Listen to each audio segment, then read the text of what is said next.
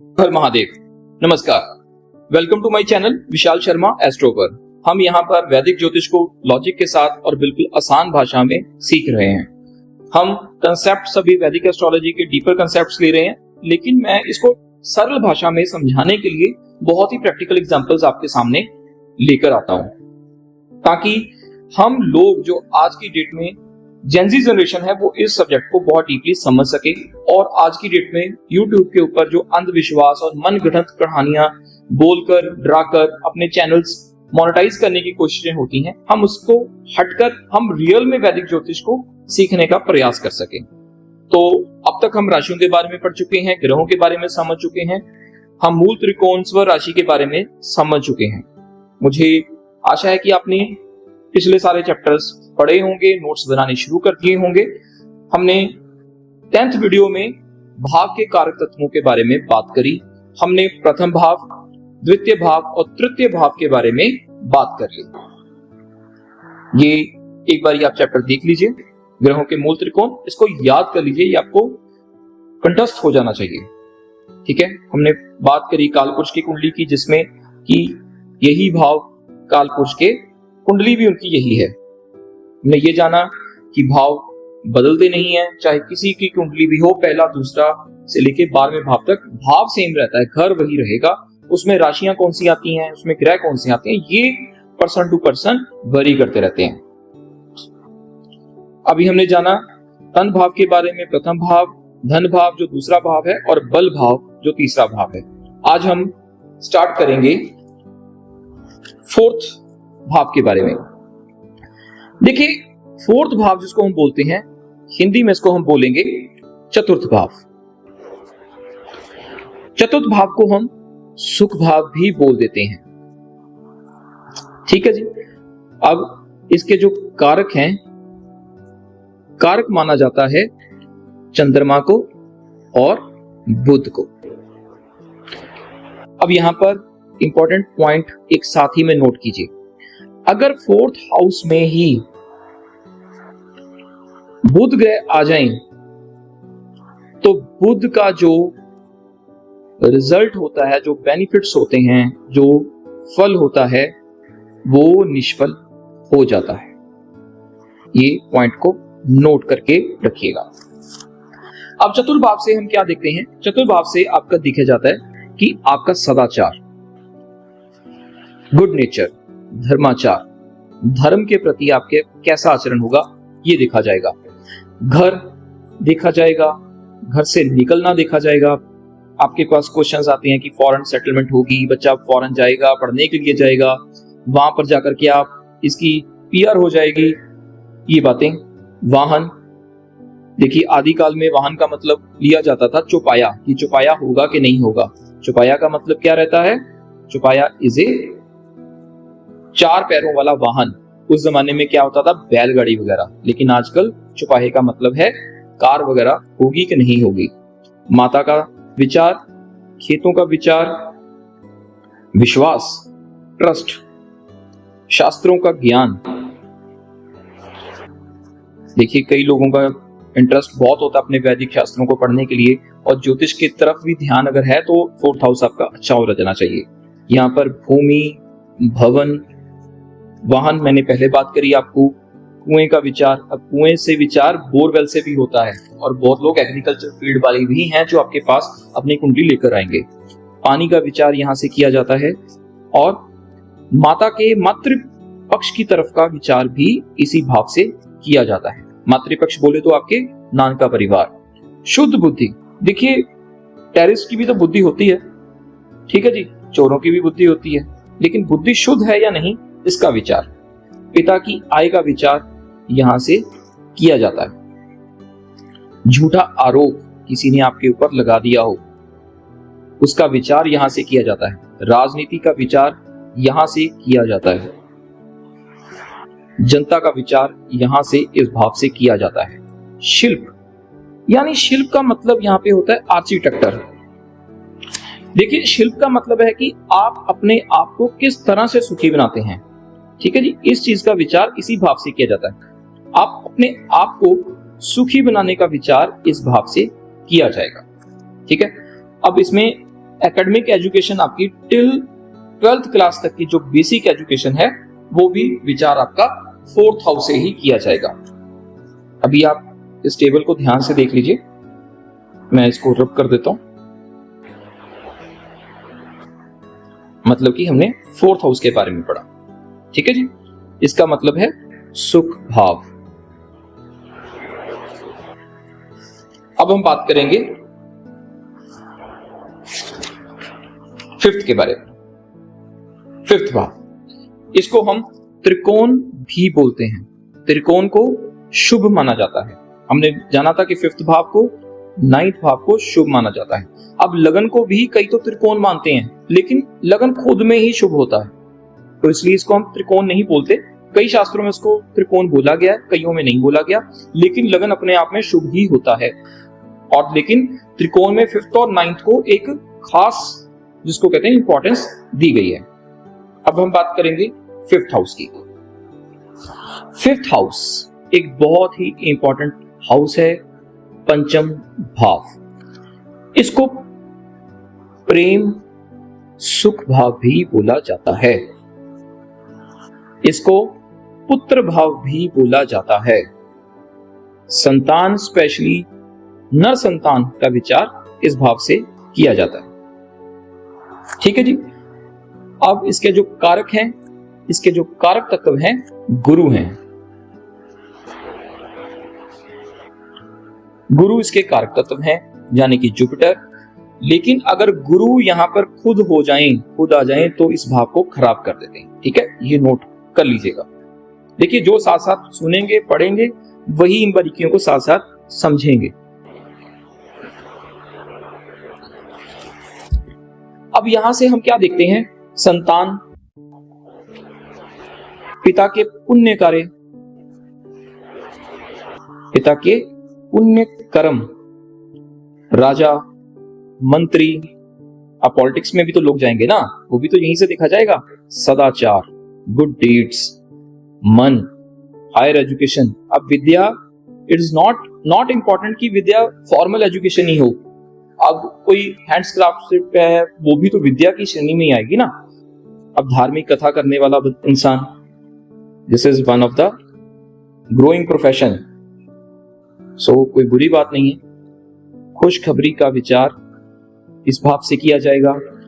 आपके किसी महान कार्य को करने का विचार इस भाव से किया जाएगा। आपके इष्ट कौन होंगे, इसका विचार, आपका विवेक कैसे होगा, कॉमन सेंस कैसे होगी, दूरदर्शिता आपकी कैसे होगी, स्त्री मूलक प्रेम विवाह, ठीक है जी, गंभीरता, आपकी सीरियसनेस कितनी होगी। सीरियसनेस डजंट मीन कि आप हंसना ही ना भूल जाएं। सीरियसनेस मीन्स कि गंभीर, जिसको कहते हैं कि सोच विचार के काम करने वाला। दृढ़ता कितनी होगी आपके विचारों में, आप राइटर कैसे होंगे। पेट का विचार इसी भाव से किया जाता है। पूर्व कर्म, देखिए हमारा जो ज्योतिष है ये तो पूर्व जन्म में विश्वास करता है और आने वाले जन्म में भी विश्वास करता है। धन का भाव है, कमाने का ढंग क्या होगा। देखिए, कमाने का ढंग, बेईमानी से कमाएंगे, ईमानदारी से कमाएंगे, ज्यादा मेहनत करके कमाएंगे, कम मेहनत करके कमाएंगे, इस चीज का विचार इस भाव से किया जाता है।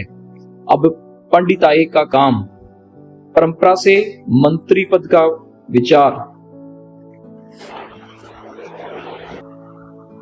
प्रोफेशनल एजुकेशन, उच्च शिक्षा। आजकल लोग फॉरेन कंट्री जाते हैं पढ़ने के लिए, या हायर एजुकेशन बोले तो पीएचडी करना, या पोस्ट ग्रेजुएशन को भी हम उच्च शिक्षा की श्रेणी में लेकर आते हैं। अब यह है छत्र का विचार। अब ये छत्र बोले तो क्या है, छत्र पुराने जमानों में क्या होता था कि it was a symbolic symbol of raja, ठीक है ना, या फिर जो लोग शासन के अधिकारी होते थे उसके ऊपर छत्र लेकर घूमते थे। तो आज के संदर्भ में क्या होगा, पॉलिटिक्स में कोई बहुत हायर पोस्ट, प्रेम संबंध का विचार, गुप्त मंत्रना। अब ये एस्ट्रोलॉजी से गुप्त मंत्रना, तांत्रिक विद्या से गुप्त मंत्रना, और इस हाउस के गुरु जो है वो कारक हैं। लेकिन अगर गुरु यहां पर आ जाएं तो इस भाव में नुकसान हो जाता है, या फिर वो यहां पर आकर निष्फल हो जाते हैं, ठीक है जी। अब हम बात करेंगे सिक्स्थ हाउस की, यानी कि इस हाउस की, सिक्स्थ हाउस की हम बात करेंगे। अभी हमने 5 भाव के बारे में पढ़ लिया है, अब हम सिक्स्थ हाउस की बात करेंगे। देखिए, सिक्स्थ हाउस को लेकर कई तरह की भ्रांतियां भी हैं, कई तरह के इसमें हर जगह पर लोग अपने हिसाब से इसको मोल्ड कर लेते हैं, लेकिन इसको ध्यान से समझिएगा। जो षष्ठ हाउस है, सिक्स्थ हाउस है, छठा भाव जो है, इसको शत्रु भाव भी कहा जाता है। ठीक है जी, इसको रिपु स्थान भी कहा जाता है। अब इसमें आपके नाभि के आसपास का, नेवल के आसपास का जो एरिया है वो इस हाउस से प्रेजेंट होता है, और इसके जो कारक हैं वो शनि एंड मंगल है, इस स्थान के कारक हैं। ठीक है जी। लेकिन अगर इस भाव में शुक्र आ जाएं, शुक्र अगर इस भाव में हो, सिक्स्थ में हो, तो निष्फल उनके परिणाम हो जाते हैं। ठीक है जी। अब इस भाव से हम क्या क्या चीजें देखेंगी? इस भाव से देखेंगे ऋण, रोग, शत्रु, मामा, संघर्ष, कफ, शरीर के किसी अंग में सूजन आ जाना, स्वेलिंग हो जाती है ना, तो उसका विचार यहां से होगा। कोई फोड़ा फिंसी, देखिए ये फोड़ा कैंसरस भी होते हैं। ठीक है जी। कोई भी छुपी हुई बीमारी, शत्रुता का विचार, भय, और क्षय रोग। अब क्षय रोग, इट इज कॉल्ड कुष्ठ। कुष्ठ को इंग्लिश में क्या बोला जाएगा? लेप्रेसी। कुष्ठ आश्रम में अक्सर बोले जाते हैं, उपाय किया जाता है कि कुष्ठ आश्रम में जाकर खीर का दान दीजिए या कुछ दीजिए, वो इसी कारण से होता है, इस हाउस को ठीक करने के लिए। तो टीबी की जो प्रॉब्लम है, that is seen from this house. गर्मी का विचार, भाई से झगड़ा, आपके सर्वेंट, कोई भी विपत्ति, चोरी का विचार, अपने यश की रक्षा करना, इसको कहते हैं ना कि अपने सेल्फ एस्टीम के लिए या सेल्फ रिस्पेक्ट की रक्षा करना कई लोग नहीं कर पाते, वीक नेचर होती है। सेल्फ रिस्पेक्ट इज महान निंदा, बहुत बड़ा कलंक लग जाना कोई आपकी। अब कला से भ्रष्ट हो जाना। कला से भ्रष्ट कैसे? कोई सिंगर बहुत अच्छा है लेकिन कला सिर पे चढ़ गई और वो खराब हो गई। अब बात होती है श्रम। श्रम देखिए अच्छा है, लेकिन जो श्रम बहुत ज्यादा हो जाए ना, जिसको कहते हैं कि कोई रिक्शा चला रहा है या कोई बहुत ऐसा बहुत ही हाईली प्रेशर वाला काम कर रहा है लेकिन उससे पैसा बहुत कम है, वो श्रम भी इसी से देखा जाता है। ठीक है। तो 10वें से 9th जो है 6th भाव माना जाता है। ठीक है जी। तो 6th भाव में एक चीज याद रखिए, राहु इसमें बहुत अच्छा माना जाता है। ऐसे इंसान के पास कर्ज बहुत ज्यादा होता है लेकिन उसके सारे काम कर्जा ले लेके ही होते हैं। गुड कर्जा इज ए गुड। इस इंसान के शत्रु भी होते हैं, और ऐसे इंसान को जो एक हिदायत दी जाती है कि भाई तू अपने शत्रुओं के ऊपर या तो तुम लोग खुद जवाब दे लो, खुद लड़ाई कर लो, या फिर भगवान के ऊपर छोड़ दो। अक्सर जब राहु यहां पर हो 6th हाउस में, और स्पेशली अपने किसी मित्र की राशि में बैठा हो, तो शत्रुहंता योग ये बना देता है। ऐसा जातक खुद अपने शत्रुओं के ऊपर कुछ ना बोले, भगवान पे छोड़ दे कि ये देख इसने मेरे साथ बुरा किया, तो अब भाई भगवान जी आप देख लेना, तो उस दुश्मन को ऐसा जवाब मिलता है कि पानी नहीं मांगता दुश्मन। ठीक है जी। नाउ वी विल सी 7वें भाव के बारे में बात करेंगे।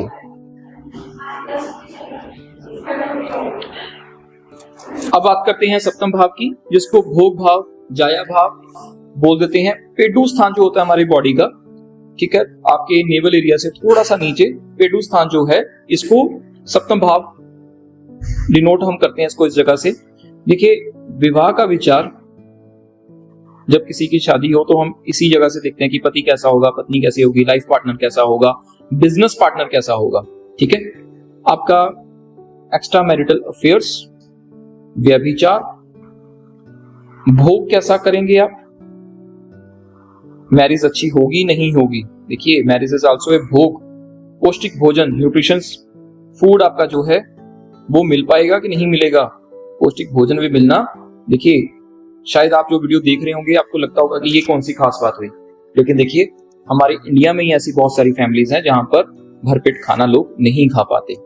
ठीक है, फूल का विचार, दान का विचार, वीर्य का विचार, बिजनेस का विचार, कोई भूल का विचार, पति पत्नी, पराजित शत्रु का विचार। हारा हुआ शत्रु ज्यादा भयानक हो जाता है नॉर्मल शत्रु से। लंबी यात्रा, सेक्स, गुप्त बातें, विन, दूसरी स्त्री का होना लाइफ में, बहुत सारे परिवार इसी रीजन से खराब हो जाते हैं। दूसरी स्त्री का होना, रास्ते से भटक जाना, रास्ते से भटकना। आप स्क्रीनशॉट ले सकते हैं साथ साथ जब मैं पढ़ा रहा हूं आपको। भतीजे का विचार इस भाव से किया जाता है। देखिए जो आयु का भाव होता है, आयु का भाव होता है 8th हाउस, 8th का जो 12th हाउस है वो 7th हाउस है। ठीक है जी, तो आपकी आयु की हानि जो है कि उम्र में आपकी उम्र होते होते उसमें क्या हानि हो सकती है उसका विचार भी सप्तम भाव से किया जाता है। अब इसके जो कारक हैं शुक्रदेव हैं। ठीक है जी, शुक्रदेव हैं, और अगर शनि इसमें आ जाए तो शनि के जो फल हैं वो निष्फल हो जाते हैं। ठीक है जी, अब शनि हर किसी के लिए बुरा नहीं करते, शनि तो न्याय के देवता है। अब हम बात करेंगे 8th हाउस की, जिसको हम बोलते हैं अष्टम भाव। इसको आयु का भाव भी बोला जाता है, इसको निधन का भाव भी, मौत का भाव भी बोला जाता है। गुप्तांग जो होते हैं हमारे प्राइवेट पार्ट्स, इसका विचार इस भाव से किया जाता है। शनि जो हैं वो इस भाव के कारक हैं। ठीक है जी, अब इस भाव से हम क्या क्या चीजें देखेंगे। सबसे पहले है आपकी एज, सुख कैसा होगा। इसको दुख स्थान भी बोला गया है 8th हाउस को, याद रखिएगा। 6th, 8th और 12th को इनको दुख स्थान बोले गए हैं। सुख का पराजय, पुरखों का धन, जिसको कहते हैं कि कईयों को लोगों को गड़ा सोना मिल जाता है। ठीक है जी, उसका विचार यहीं से होता है। मृत्यु का क्या कारण हो सकता है। ठीक है जी, मूत्र रोग, यूरिनल डिसीजेस, यूटीआई एटसेट्रा, गुप्त रोग, सेक्सुअल डिसीजेस, लंबी बीमारी चलती जा रही है, कैंसर हो गया किसी इंसान को, यहां से देखेंगे कि क्या हो सकता है, नहीं हो सकता, हो गया तो ठीक हो सकता है, नहीं हो सकता। भाई के शत्रु, पत्नी का शारीरिक कष्ट, ठीक है, रोग, कष्ट, मानसिक क्लेश, मेंटल टेंशंस,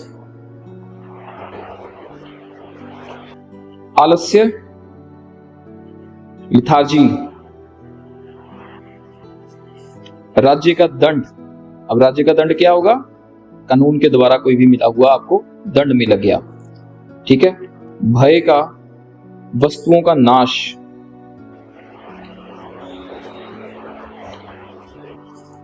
ऋण देना। 6वें हाउस से क्या देखा था कि ऋण कितना लेंगे, लोन्स कितने लेंगे, यहां है कि वापस दे पाएंगे कि नहीं दे पाएंगे। ठीक है, गड़ा हुआ धन जो मैंने बात करी, पाप, जीव हत्या, अंगहीन हो जाना, कोई एक्सीडेंट हुआ अंगहीन हो गए, या किसी रीजन कोई बीमारी हो गई, टांग काटनी पड़ गई, किसी एक्सीडेंट का विचार, समुद्र पार की यात्रा। पुराने जमानों में समुद्र पार जाने को बुरा माना जाता था, लेकिन आज के टाइम में फॉरेन जाना is the one of the very good thing. ठीक है, लेकिन विचार इसी से किया जाता है। और लगातार कोई कष्ट आ रहा है आपको, क्रूर कर्मों का विशेष ध्यान इसी भाव से किया जाता है। क्रूर कर्म क्या हो सकते हैं? अब ये जो स्मगलिंग वाले लोग हैं, अंडरवर्ल्ड वाले लोग हैं, गैंगस्टर्स हैं, इनका विचार यहीं से किया जाता है। अब इंश्योरेंस सेक्टर से जो आपको पैसा प्राप्त होता है उसका विचार भी इसी भाव से किया जाता है।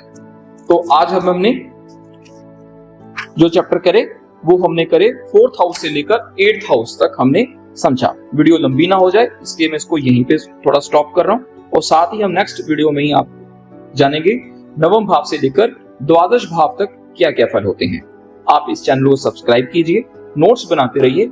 हम धीरे धीरे ज्योतिष की जो समंदर है, खैर उसका पार कोई नहीं पा सका, लेकिन जितना गहराई तक मैं आपको अपने साथ उतार सकता हूं, मैं उतारने की कोशिश करूंगा।